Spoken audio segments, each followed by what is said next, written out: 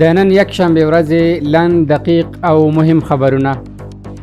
د ریاست الوزرا اقتصادي مرستیال محترم مولا عبدالغني برادر اخوند د امام ابو حنیفه نړیوال نندارتون پرانیست غونډه کې د منځنۍ او جنوبي اسیا پر هیوادونو غږ کړی چې افغانستان د ترانزیت او سوداګریزو توکو د لیږد لپاره امن لاره ده. نوموړی زیاتوي چې د نورو اسانتیاو ترمنځ د لویو لارو د اساسي بیارغونې چارې هم پیل شوې دي. د صنعت او سوداګرۍ سرپرست وزیر نورالدین عزیزي وایي افغانستان کې د سوداګرو او پانګوالو هم مال خوندي دی او هم ځان او هیڅوک زیان نشي ورته رسولی.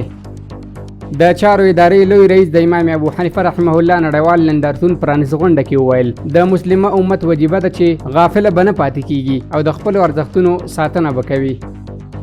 د بهرنیو چارو وزارت د لومړي سیاسي ریاست مرستیال په مشرۍ پلاوي اندونیزیا ته سفر کړی او هلته د سریلانکا، بنگلاديش او سنگاپور له سفیرانو سره په یو شمېر سیاسي او اقتصادي موضوعاتو خبرې کړې دي.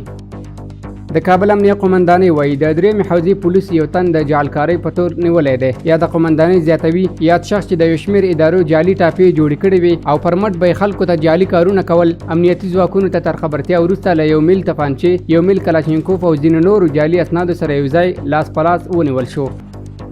د کابل ښاروالۍ وایي د 5مې ناحیې په 30 ګذر کې د فرعي سړکونو د کانکریټ کولو چارې روانې دي.